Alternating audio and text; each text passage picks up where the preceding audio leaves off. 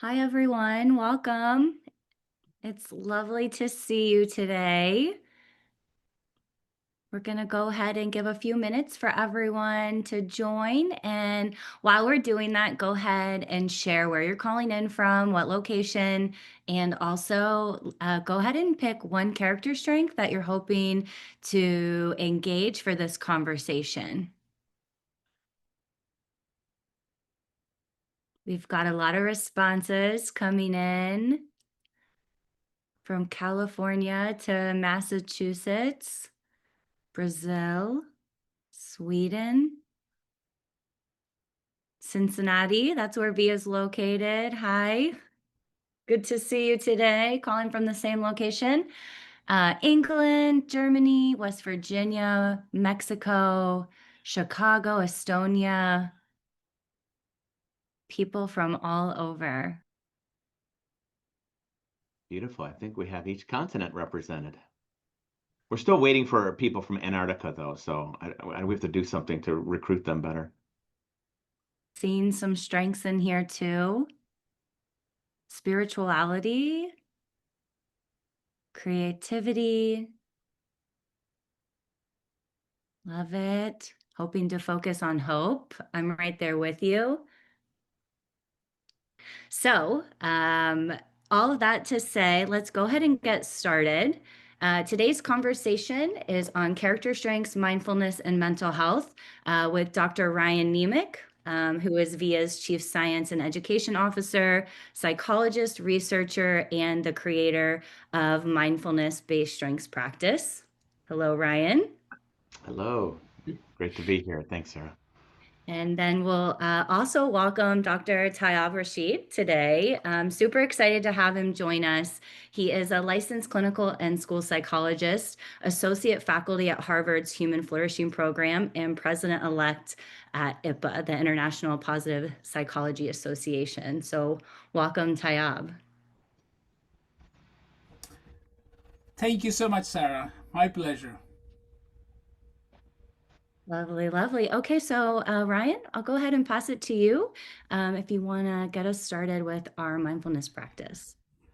Thanks, Sarah. And I have to use my self-regulation immediately right now because I just want to go in and start talking about Tayyab and how amazing he is in so many ways. But I'm going to use my self-regulation and move us into the practice, and I'll say a little bit about Tayyab in a moment.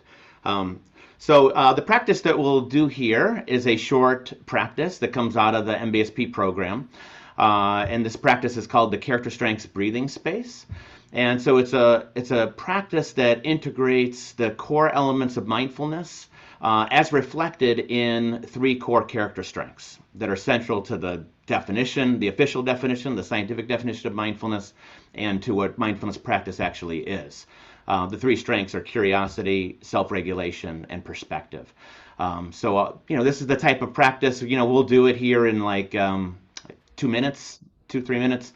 But you could expand it, make it 10 minutes, 20 minutes, or an hour, or you could contract it down to 10 seconds, to suit your needs and how you're applying this work in daily life. So I will invite the bell and just guide us through this practice here.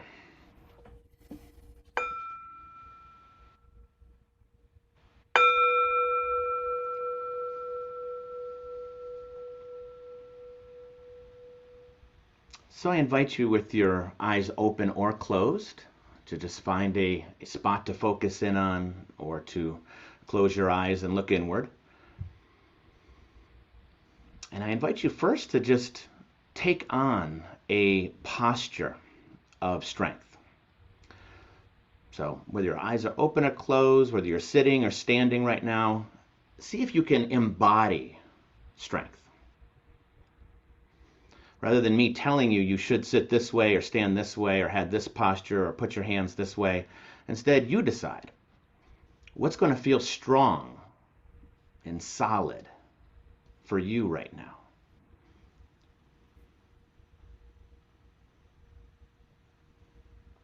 And bringing your attention to right now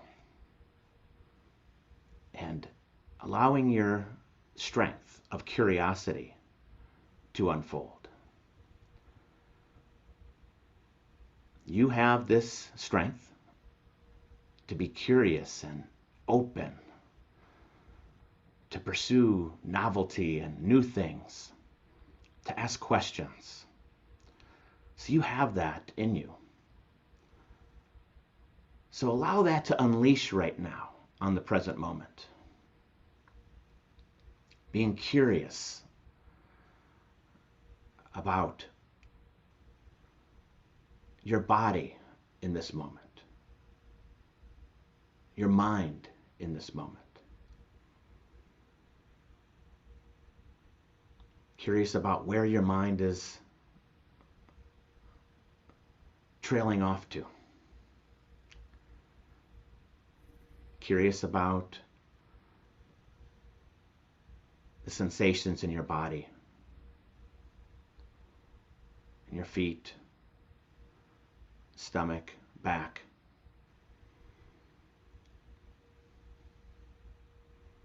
Curious about sounds flowing in your room.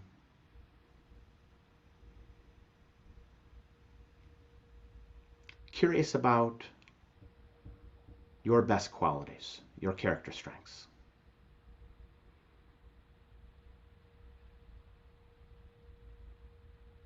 So in this curiosity phase of this character strengths breathing space, just allowing your mind to flow in whatever direction you like, but to be curious as this happens.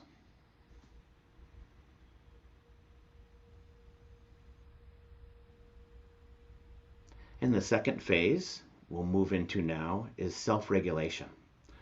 So the idea now is to gather everything up that you are noticing and just focus in on one thing, one stimulus that's constant in your environment or in yourself, and that is your breath. So this is where we take control of our attention to feel the inhale and to feel the exhale of our breath. So this is your self-regulation strength. Whether you're high in the strength, or it's a middle strength for you, or it's a lower strength for you, it doesn't matter. You can still use this strength to come back to your in, back to your out of your breathing.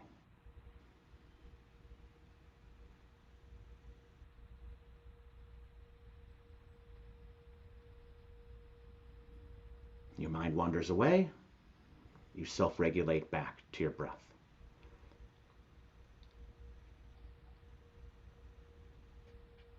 Your mind wanders away 100 times, you bring your mind back 100 times.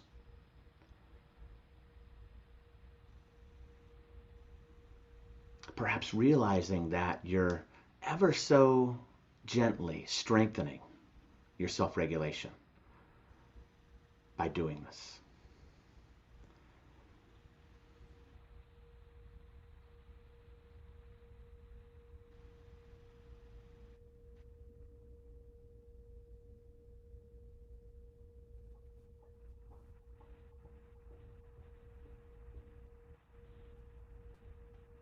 And from your self-regulation, we can expand our awareness to the third strength of perspective. This means to take the bigger picture, to feel your breathing, but to also sense your own wholeness, your whole body and mind and spirit. The bigger picture of where you're sitting or standing. Not just in this room or this office, but wider and wider perspective. The city or town you're in, the state, the country, and our shared planet. So breathing with this bigger picture. Feeling your whole body. Not just one part to be curious about, but the whole body and mind.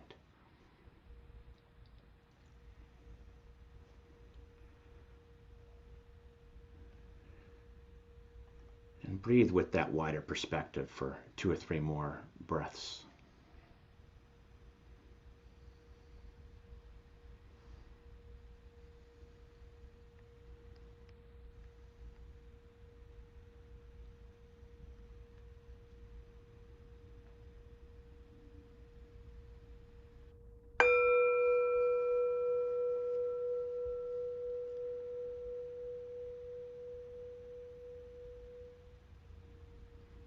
And as you orient back to the room, knowing that you're carrying these strengths with you.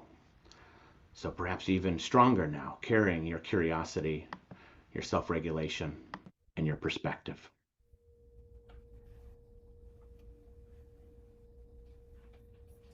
So that practice, called the Character Strengths Breathing Space, is one of 30 or so practices that's in the MBSP program, the Mindfulness-Based Strengths Practice program. And Via asked me just to say a little bit about that program right now. So the MBSP program is an 8-week manualized program that integrates the best science and practice of mindfulness with the best science and practice of character strengths. And I say the best because it continuously updates. So rather than a static approach to something that is it's just there and it doesn't change, it's new research can inform changes in the program and new practices and so on.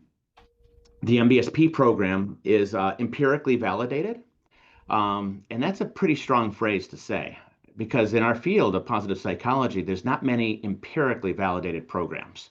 There's a lot of evidence-based programs, and probably almost everything is evidence-based because that just means that you're doing a gratitude intervention or something on positive emotions or resilience or whatever it is with some knowledge of the research, with some being informed with that evidence in what you're doing and you're adapting it. But empirically validated is sort of a next level. It means there's a body of evidence that has come from multiple sources and continues to support the positive outcomes of that thing. So MBSP is an empirically validated program in that way.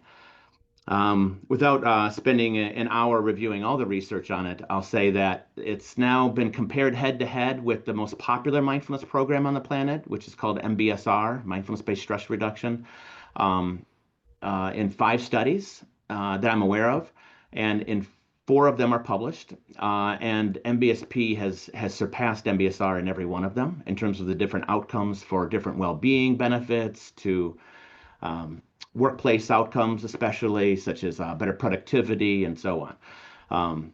There's MBSP studies with pregnant women to in the school setting to the university setting, for adversity and stress, for building positive relationships, which we think is a pretty special and unique finding about MBSP, that it really impacts people's relationships in a good way, and then helping them with their suffering, with their stress. So that's a quick little overview of MBSP. I'll give another statistic on transformative experiences that people report from MBSP later on in the interview with Tayyab. So with that perhaps in mind, we are going to be talking about mindfulness and character strengths, and particularly zeroing in on a topic that should be important to every single person on the planet, which is mental health. And just so you know, we think about mental health not just in the stereotypical way, like in many cultures, certainly the United States, but maybe everywhere. The stereotype of when people say mental health, they immediately think of mental illness. And they immediately think, oh, so you're in mental health, so that means you help people with depression, anxiety, and trauma, and so on. And yes, that's part of it. But then we're missing another huge part. We're missing the mental health part. And Tayyab will go into this, but we really see character strengths as mental health itself. Character strengths are mental health. And so that's important in addition to character strengths to help you with depression or isolation, anxiety, and so on. Okay, so that leads me to Tayyab, who is a renowned figure in our field of positive psychology, and I'm sure you recognize his name, and it's why you're here. And so thank you for being here for that. I see a lot of nods already for you, Tayyab, and a lot of thumbs up. So Tayyab and I've known Tayyab more than I've known any other person in the field. Actually, I was thinking about this. So before I joined VIA, I think he's maybe the only person that I had a relationship with and collaboration with before I joined VIA in '09. So Tayyab and I go back to probably 2007 when we were collaborating on movies and positive psychology at the movies and character strengths and his work with positive psychotherapy and so on.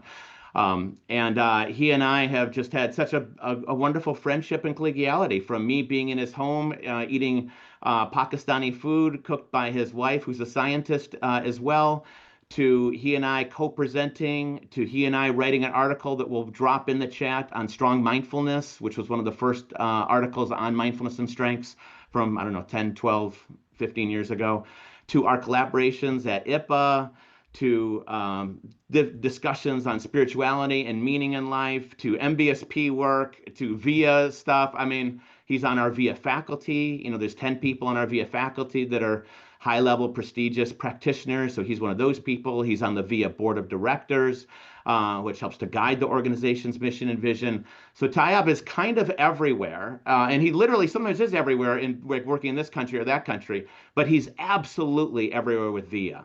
And so it's a great honor and a privilege for me to be able to just say what I just said, and I get a little bit of chills just saying it because I'm excited about it. And it's so great to have you here, Tayyab. So rather than giving you a chance to respond in your humble way, because you're always very humble about everything, let me just launch into a question, and then you could take it however you like. But so let's just start with the general question of, from your view, you know, why do character strengths and mindfulness relate to mental health? Thank you, Ryan. I will only suffice to say VIA has been the backbone of my therapeutic work. And it's been the therapeutic backbone of lots of things I've done. So let's get to the question so people are here. I have 5 reasons. I thought about this question because you sent me a couple of days ago. The number one reason is I can see that 184 people are on this call, total. None of us have a neutral brain. All of us are veered towards, most likely towards more negativity. So we don't have neutral brains. Somehow the evolutionary architecture has prepared us to attend to negativity much more than positivity.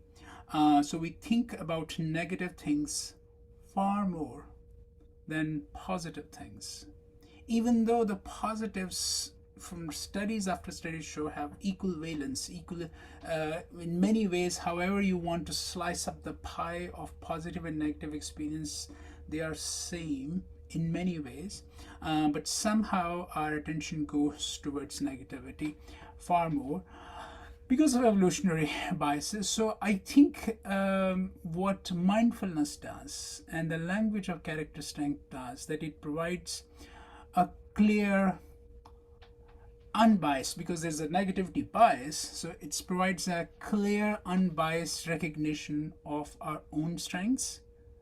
And let me underscore, strengths of others. We are 7+ billion people. We cannot exist if we do not notice, acknowledge, celebrate, and work with strengths of others. So I think this is very important. The first reason is the negativity bias. The character strength provides us a way to focus also on our positive things. Secondly, look at the core qualities of mindfulness, which is observation, self-observation, acceptance, non-judgmental, and also being detached. These are all essential characteristics of good mental health. You can put these qualities on any therapeutic map, any therapeutic scheme, CBT, even psychodynamic psychotherapy, acceptance, commitment therapy, dialectical behavior therapy. These are core elements. The most important one, the treatment that has received most empirical evidence, CBT. What does CBT does? It teaches us to be more systematic observers, to understand where we have contributed to a problem and where other has, to be non-judgmental, to be empirical, Socratic reasoning. That is wonderfully provided by the process of mindfulness. The third one is my favorite one. As most of you might be aware, that as a clinical psychologist, I spend a bulk of my time in understanding why my client, why Joes and Emmas and Ahmeds or Lees of the world are stuck on certain things, from childhood traumas to things that happened a week ago. So their preoccupation core is a huge issue in mental health, because they replay that negative episode so many times, called rumination. So I think the attachment part, where mindfulness beautifully comes in the mental health sphere, is that how and why we are attached to certain experiences, certain emotions, certain situations, and mindfulness allows us to sort of untangle that that attachment, that preoccupation. Ryan was, and I have taken a course with Ryan, and such a beautiful experience, and I'll talk about it later on. Talked about curiosity, mindfulness, and perspective. So, if you think about what character strength and mindfulness bring to mental health, is that for me, mindfulness fundamentally is self-regulation. It regulates our attention, where we want to invest our attention. So I think if I could fix 2 or 3 things in my clients, one is sleep, one is their activity with nature, and third is their self-regulations about certain emotions, how to deal with there are always 187 people. All of us have a difficult person, difficult situations, which derails us. And so let's say negativity bias was the first reason. Core attributes of mindfulness. Second, attachment and self-regulation. The last one for me is very important, and there I struggle a lot in while doing therapy with my clients, and that is in the moment. In the moment resilience. I can work with my clients, give them sheets, give them strategies, give them so many, tips. But most important is when the actual moment comes with a difficult boss, with the argument with the spouse, the argument with your teenage, or with many other people, it's the in the moment. So fundamentally, mindfulness is in the moment. It's landing in the moment.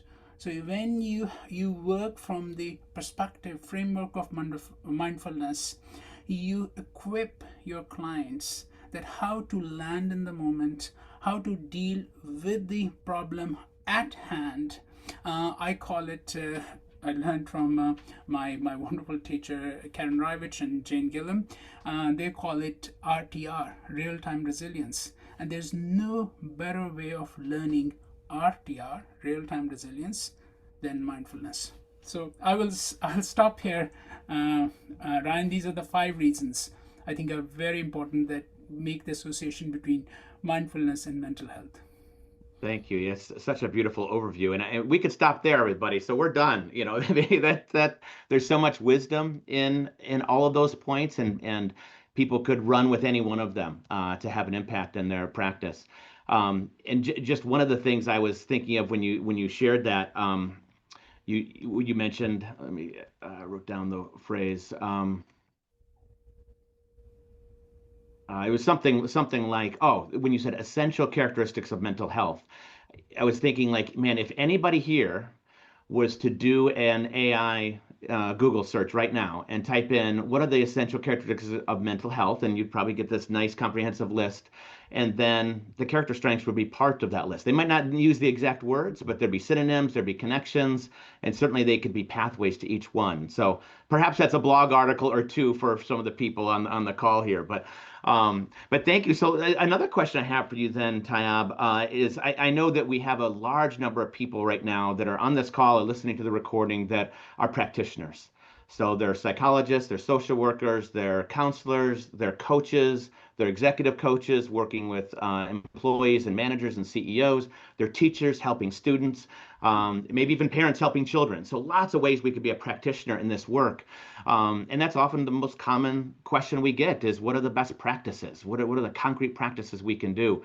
So I want to just pose that to you to be able to offer your wisdom to everybody of, what are 2 or 3, examples or practices for applying character strengths and mindfulness to improve mental health? Excellent question, and I'm very simple. Rather than giving you, rather than if my audience are waiting for a discovery or for a grand sort of theme, my answer is simple: mindfulness, and share the moment with your clients. So the 2 protocol treatments that I've worked in last 20 years, and the latest one I published, I'll show you this one, strength-based resilience. Every session, it's in the protocol, and you can use it in educational and clinical settings. Every session, especially it's a group session, begin with the mindfulness practice and ends with it. So what it does is it provides that cushion. It prepares. I will use some of you might be familiar with Barbara Fredrickson's work, that her broaden and build theory. When we cultivate when we experience positive emotions, our attentional channels open up and we are able to build. We're able to view reality much better.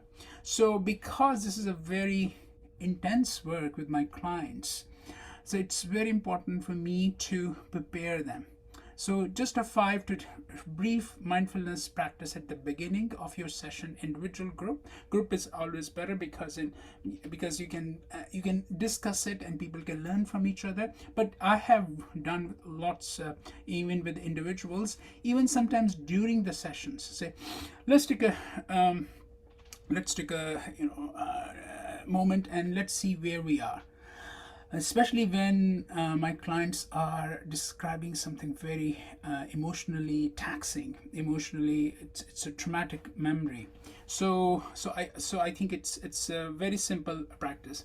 But then I also think the second strategy I use is, as much as I adhere, Ryan, to a structured mindfulness practice, I'm also opening my clients to have mindfulness as a philosophy, as an orientation towards life. So there is mindfulness going on throughout the session. For example, take self-regulation. As I said, Ryan started our practice with self-regulation.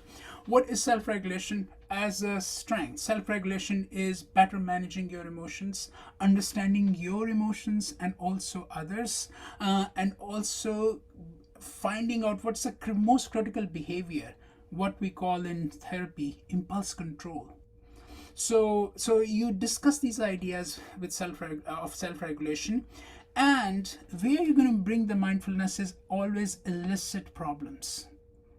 As I said, we are always geared towards problems. So my goal, rather than just directly going towards strengths, Ryan, I ask my clients, what are the 5 things that are disturbing you, perturbing you? What are the things that kept you preoccupied? Your negativity bias was, antennas were high, and they tell. And then you start discussing them from how can we use mindfulness. I'll give you a very quick example. During COVID, I was working with a client has bipolar issues and absolutely very, very fed up with all the restrictions, and I was doing therapy from this very room. They just couldn't understand mindfulness. So rather than giving them a mindfulness a structured exercise, I asked them. They loved biking. That was the only thing which province and different parts of the world were allowing very few things we could do. So he was allowed to go on bike ride, and he had a mobile phone. So I said, whenever we discuss 7 different routes they can explore, and every route I said, what you would stop by and take a picture of something that you're curious about, something that you like, nature, people, anything. And it became such a engaging activity.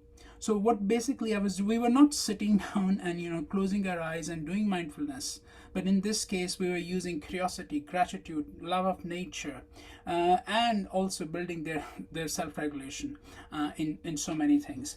The second one example I will give you, and then you can move to the next question, because I'm mindful. I would like to answer the questions. I had a client for many years, Ryan. She was, we tried our best, but we couldn't find any way to even understand what is the issue. Looks like there was some horrific abuse went in the childhood. This was a young, bright female from an ethnic background, and they just did not believe in therapy. Every time they would come to therapy, it was a crisis. They had attempted to end their life a couple of times, and I was at loss. I had psychiatrists, number of health professionals, even family involved, because I was worried about their safety.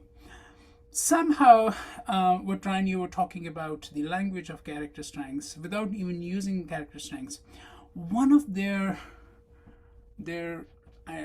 quote unquote suicidal note was written so perfectly that once they were discharged from hospital, I said, let's call them Marina. Marina, you wrote such a, it's very emotionally moving, powerful, it's yes, tragic. Have you think about writing? No. And every second word from subsequently was F and all colorful language. You're smart, you can understand. Somehow I didn't let go of it. Next crisis happened, I also, again, they wrote something. It was in a snippet. They wrote to someone else actually, but it was forwarded to me because of circle of care provision. I very clearly I knew this person is very creative, very introspective, and also very angry. And I said, one day I said, she just came. I remember that day they came to my office standing. They didn't want to sit. They wanted a note from me for whatever issue was. And I said, I'm just, Marina, would wait for a day when you will take this as seriously, because you can write beautifully and your writing can be so therapeutic. And all the anger, all the frustrations that you have against the world, this could be your cognitive meditation. You can meditate by writing. And I'm waiting for the day when I will be standing in the line and you had written your first book, and I will be waiting for you to sign it. The client disappeared. Often happens. They leave, they don't tell, and I'm leaving therapy. I had moved to Australia a couple of years ago to take a position at University of Melbourne, and I received a LinkedIn message. They somehow found me. This is years after. Just to let you know, I've graduated. And second message, there was a couple of strings of message. Thank you for keeping me alive. I've written my first book.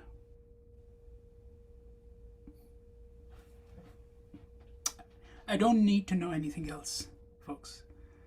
So I think this is the way if you want to have the binoculars, your antennas ready to spot the strengths, and let people decide, let their agency work on it, they will surprise you.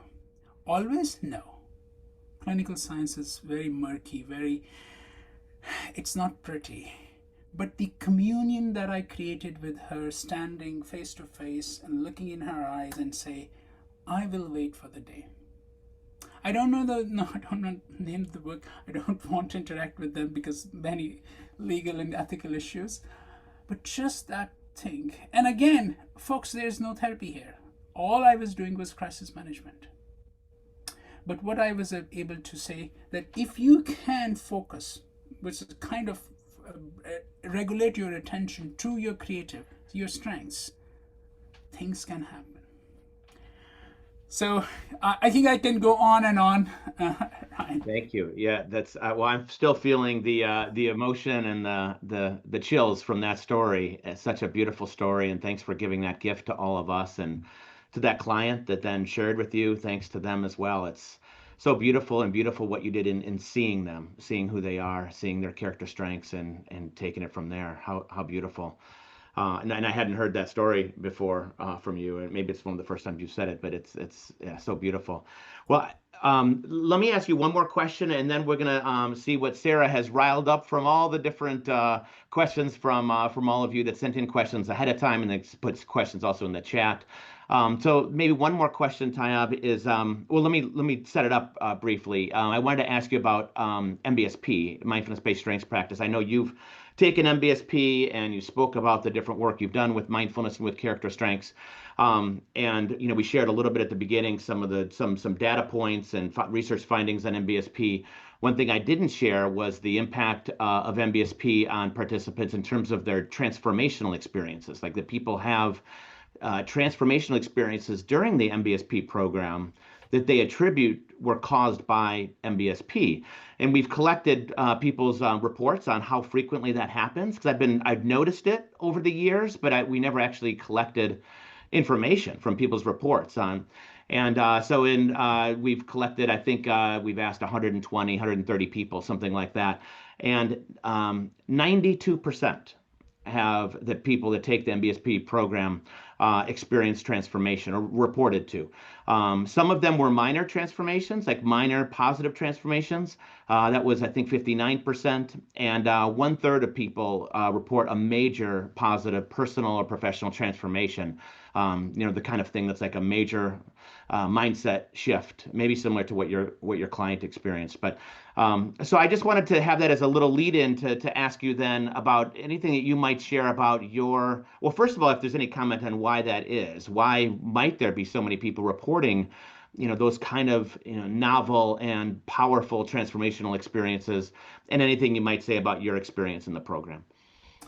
Thank you, Ryan. As I have already described, I've never done therapy, rarely done therapy where there's no, which sessions doesn't have element of mindfulness. Almost all of my groups all sessions begin and end with mindfulness. I also, as I said, character strengths are therapeutic backbone of my work.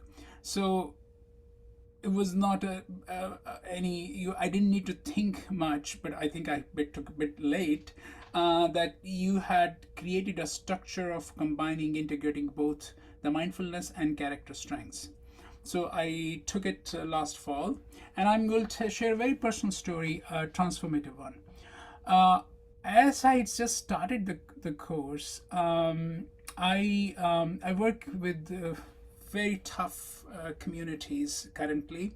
That includes refugees, families who are marginalized. So I'm going towards to a client, and the client had to be specific in a program for me to do the assessment and some therapeutic work. They are often not there. So the manager of that center said, I will call you whenever the client is there. So I received a call around 10 a.m. on one Wednesday morning. And 15-20 minutes later, I did not know, I had a bike accident because I was biking there, and I had a concussion. 6 hours later, when I woke up, I was told that I had a severe concussion. I was unconscious for a very brief period, but I don't have any memory. So, and I was very, very lucky to survive that. So as my rehabilitation process is going on, I think one of the most wonderful experience, Ryan, I didn't tell you this, but I think I did write in the review, was to have this weekly session, which I did not miss, except for one. I did not miss because it was such a wonderful community, from understanding what is my autopilot, how character strengths can be utilized in a mindful way, and what are the obstacles. Day in, day out, there are lots of obstacles. So I learned that. But most important thing, Ryan, that I learned from being in the program was the gratitude. Folks, every one of you 175 are tabs. That's not my expression. It's an expression by a client of mine. She said, we are all temporarily abled bodies. Temporarily abled bodies. And it is a miracle that we are alive compared to everything else that has happened in history and going on now. We are well healthy and we can survive and we can be happy. So the most important thing for me was gratitude, that I survived that condition, that accident. And for me, the infrastructure of that gratitude, how to incorporate, was provided by MBSP. So that was personal story, and it just happened that I was taking up because I had signed up for the course, and this concussion happened. So it was absolutely wonderful. Now, one quick anecdote, how it impacted me professionally as a therapist. Ryan and my former mentor, Dr. McGrath, are working on golden mean inventory.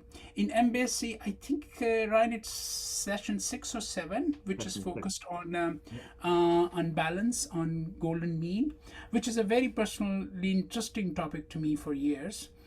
This is how you want to use your strengths in a balanced way. So I will end my answer on this quick anecdote. So I was working with a client. Later on, once I recovered, I started working. He's in mid 60s, very, very well accomplished, worked in many areas, and is a content creator. He has huge following online for whatever they do. And he said, I just don't know why I'm getting angry, why I'm getting angry so much. And so because I was taking MBSP and I was also aware of the balance and mean of strengths, I asked him to take golden mean inventory, which either is available or Ryan can tell you how you can take that. And it turned out to be he had already taken BI. He's also very much interested in positive psychology.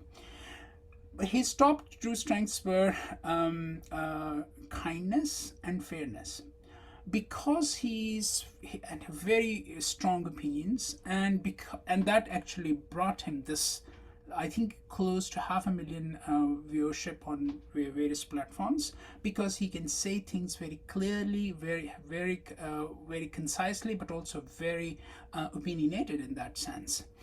What he was doing is, when we discussed GMI results, we discussed that he's also bringing that fairness with his family, and getting angry so quickly because this is either right or wrong, black and white thinking. So what GMI scores does is they give you your scores in 3 domains: work, study, relationship, and life goals. And then we saw that where he's using his strengths optimally, where he's using over too much, and how can he bring balance. He recently wrote me that so one of the therapeutic ploy that I was able to use because of MBSC participation in MBSC and golden mean inventory was rather use your strength when you are, especially in argumentative situation with your friends and with family, rather than interrogation, use an exploration. Oftentimes we get into these tangles when we start interrogating our loved ones, our friends. If we take a step back and become more curious and explore, not interrogate, that mental shift really helped him. And I said, second therapeutic technique that I use is ask them, why did they do? Don't ask why did they do this. Ask them what was going on in your mind, what was going on in others' mind, because the why is causation question, and it often leads to these, this, that, I'm right, you're wrong. That causation chain leads to, and then when he sort of meditated on it and he said that is the issue, Rather shift your focus, folks who are listening. Rather than asking why question, ask what questions.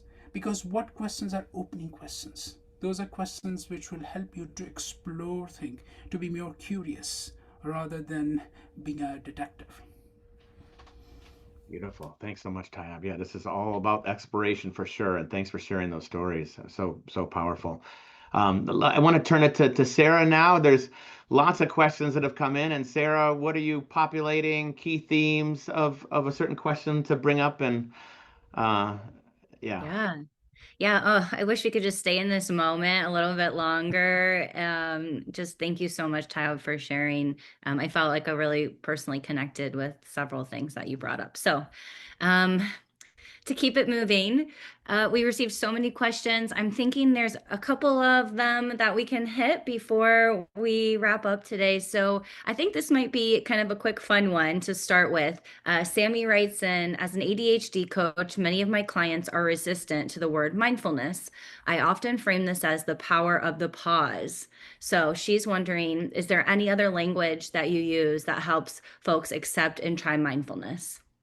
Excellent question, because I do a lot of mindfulness ADHD assessments, and when I'm coaching clients and especially families, I'm looking for two things. One is, before I go to switch to languages, your real question is, I'm also exploring using the language of strengths, using the framework of strengths, what things the person has symptoms of ADHD, where they are able to focus. Because trust me, most, if not all, are also able to focus. Sometimes we call it hyperfocus. Okay, so that actually is a good point for you, that if you're able to focus on this, what will help you to bring focus to that.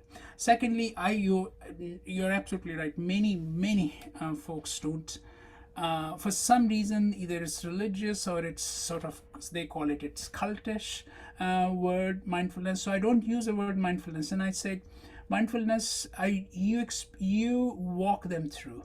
Okay, let's breathe, let's sense. So I use the word centering a lot, and when I'm working in schools or in community centers, if possible, I walk with them. Because, without, again, lots of considerations about confidentiality, but if I able to, you walk with them, and that is walking meditation. So you don't use the word. And then also slowing down the breathing when you're centering. So it's not the language, it's the experience. And then also the second part is with this gentleman that I talked about, in mid 60s, very successful content, no interest in mindfulness. What we use, I think I also mentioned earlier on, I said, let's do a very critical thinker. So he likes to think, very cognitive, in other words. So I said, let's do cognitive meditation. So if you don't want to do mindfulness, would you be open to cognitive meditation? And it's not that you're sit. We'll just put the things out and see what is happening, what's leading to it. Socratic questioning. So all of your smart folks who are in coaching and mental health, and you can get these techniques. It's the real question is the process. How you want to bring these techniques to that person. I'll end my answer. I create that intervention anew for every client, because I need to know where they are. So I rather, yes, these are some skills and strategies, but working with them, it has to be collaborative. Um, uh, it has to be breaking open rather than forcing them. So when you want to break open, you want to hear them, and in that process you will build the relationship, and you will see, oh, this person may not be able to do the meditation, but this person will be able to do this. Thank you, Tayyab. I think let's go with one more question. We'll do just a couple more minutes, and then we'll announce our giveaway winner. So Patty wrote in saying, I've noticed that a main struggle in a therapy session is trying to structure the content, i.e., integrating mindfulness practices.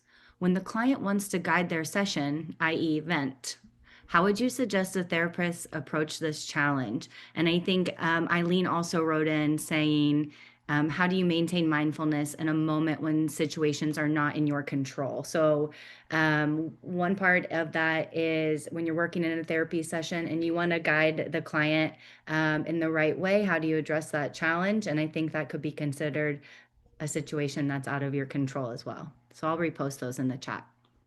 Excellent. I don't think so. I have very good answers. This is such a good question. But a couple of reflections and thoughts. One is remember the key word in your question was guiding. For me, the client is guiding. Because if I would do anything where the client will feel that they are not listening to me, they are not ready to be guided whatever way they want to tell you the story or wherever they want to go, you're going to have the rupture in relationship, which is very difficult to recover. So I would sacrifice techniques and strategies over saving the relationship, because if I can save the relationship, I can come back to techniques. So that's a key thing. Is so. Secondly, as I said, it's just slightly easier when you're doing a group, because when you're doing a group, it's structured and you give them outline, you set the expectations that we'll be doing mindfulness, and you can do it in however way you want to do it. If you don't want to do it and you want to just doodle, at complete freedom. So I think when you also give, you don't does the top force things from the top. You're honoring their choices, and trust me, once the person says that I have more latitude, more flexibility in during my sessions or during my work with this person, they will slowly give up that control. You don't know where the control was developed, because maybe it was a parental issue from the past. Maybe they felt so much controlled by the teachers, by the environment they were living, by the cultural expectations. So there is also understanding. When you if you're patient enough, you will understand where that is coming from. So bottom line is, I give, especially in the beginning part of therapy, I let them guide me. I think that's such a great answer, Tayyab. Thank you. And I just want to build off of that. If the client is venting a lot, I would wonder about the therapist or the coach asking the person to be mindful of what's going on in their body as they're venting. So, like in the moment, what's going on? What are you tuned into?